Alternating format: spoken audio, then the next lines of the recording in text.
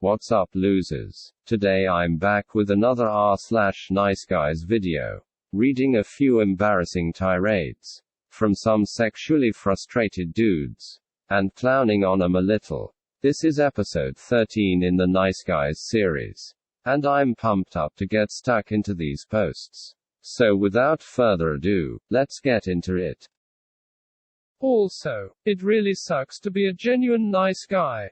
Not some overly, milady, neckbeard weirdo nice guy. But not some freaking, hey your tots are huge, come suck my duck and fix me a sandwich, then frick off, type dude either, just an average nice dude. Because 9 out of 10 women say they want a nice dude. Then when they get one, they end up leaving them for a freaking sleeve-tattooed walking bicep with a shaved head, or some sheet, who chugs 2 bangs, then beats up his grandmother for HGH money, and calls his GF, skunk. Then they complain that they can never find a nice guy. Chicks are literally insane. They'll date dudes like that 1,000 times, and will be sitting there with 2 black eyes, going, why can't I just find a nice dude? While texting Blaze, the guy who wears tight polo t-shirts and Oakleys, and yells at the woman in the drive-thru who got his order wrong, then does a burnout in his 2018 Ram truck.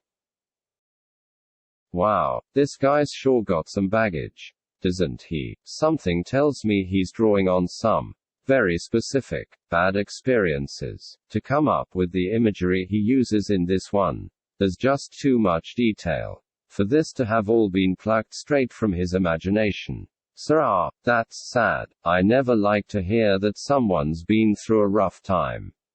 But with that being said, reading this post, it's not hard to see why women would want to look elsewhere. Bitterness and misogyny are not exactly aphrodisiacs, after all, haha.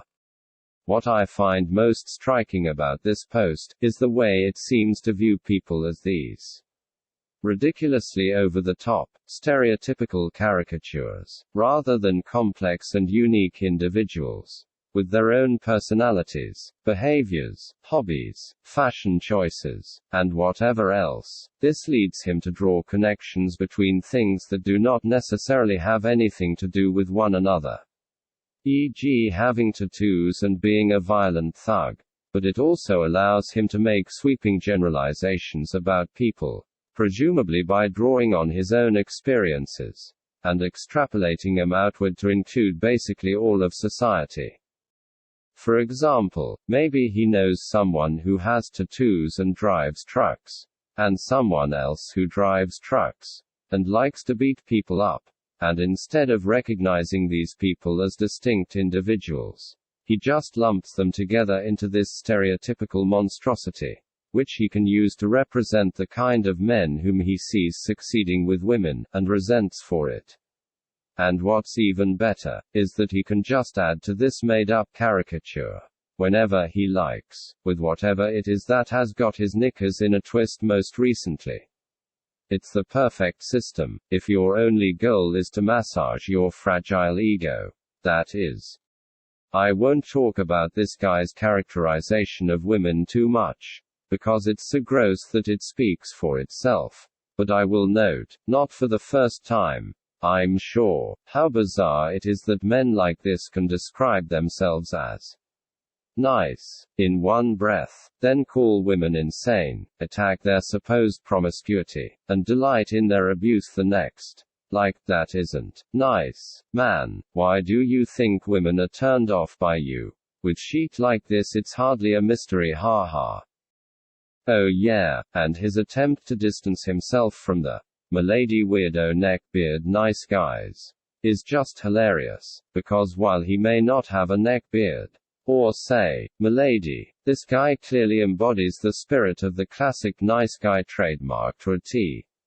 And seeing his flailing denial of this obvious fact, what can I say? It put a smile on my face. Independent women does not value gender roles, and don't think it is important at all to play their part as a woman. The modern woman was never taught to respect men, nor value them to any degree. but instead the opposite. The Western woman is a walking contradiction.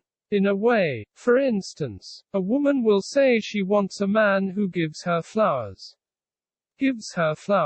but rejects him. Then she says, I want a man who is emotionally available, shows his emotions. Now she sees him as weak, and leaves him. Then she says, I hate frick boys, fricks them, but frick boys are the only type of men she likes. Weird, right? It's like the Western woman doesn't understand herself, doesn't understand her role, doesn't understand men, doesn't understand respect, nor when to give respect, and she doesn't understand reality. It's like she's living in this fairy tale dream, where she thinks everything should go her way, not knowing one day reality will soon wake her up. But by the time she does wake up in reality, it's too late. She's too old, too busted up, and too loose, like a broken plate being glued back together. Whoever reads this comment who is not offended, understand I'm only talking about a certain type of woman, not all women.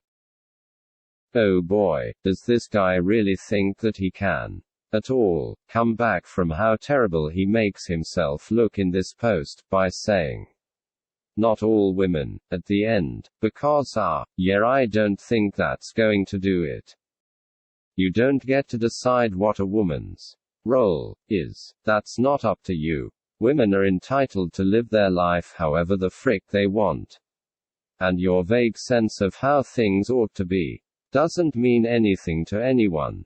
Because why would it, if you're not bringing anything to the table? What makes you think that a woman is going to come along and submit to being your perfect traditional wife? It seems like they'd be getting a pretty raw deal to me, and I'm hardly surprised that the ladies haven't been knocking down your door to ask for a date. So yeah, if anyone is living in a fairy tale dream here, it's not women, who are just living their lives, it's you, waiting for the world to change around you, and to be delivered everything that you could ever want on a silver platter.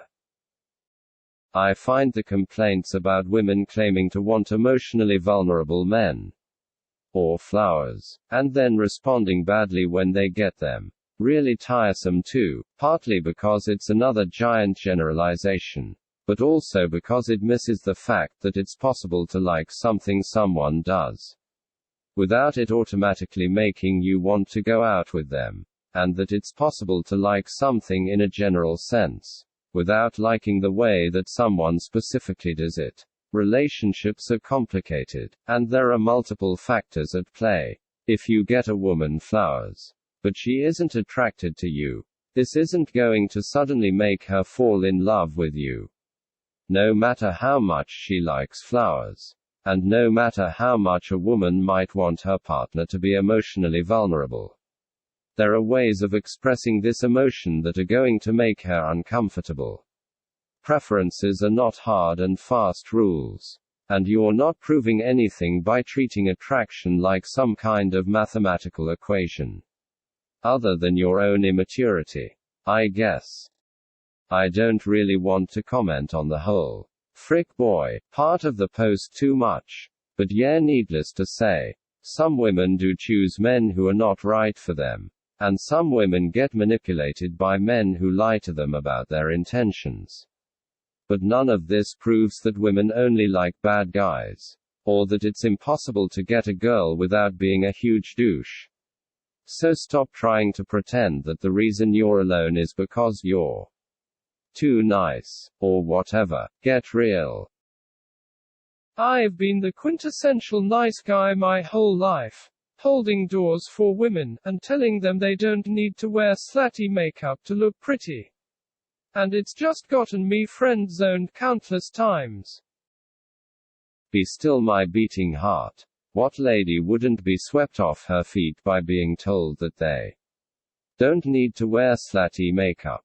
It's every girl's dream.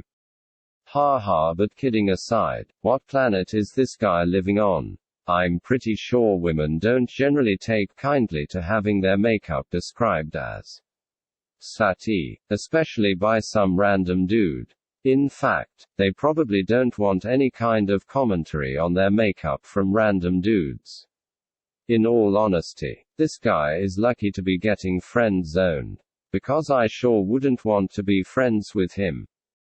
And beyond the whole makeup thing, did he really think that just opening the door for someone and making one comment which, I presume, he thought was nice, was enough to get him to fall for him? I mean, neither of those qualifies as any kind of grand romantic gesture really. Do they? I hold the door open for pretty much everyone. And giving people compliments is just, I don't know, something people do, like, how much lower could this guy have set the bar? Where are the standards? This is just disappointing. Well, that's all I've got for you today. I hope you enjoyed getting to know these wonderful gentlemen, and hearing me express my undying admiration for them. What do you think? The women all want steroid abusing, truck driving, violent thugs, is the modern woman, who refuses to adhere to traditional gender roles, living in a fairy tale dream. Would you take kindly to having a guy tell you that you don't need to wear slutty makeup to look pretty? Let me know in the comments. As always, don't forget to like and subscribe, or I'll make you hang out with Blaze, while he yells at fast food workers in the drive-thru and does burnouts in his truck. Just kidding, haha. Anyway, catch you later.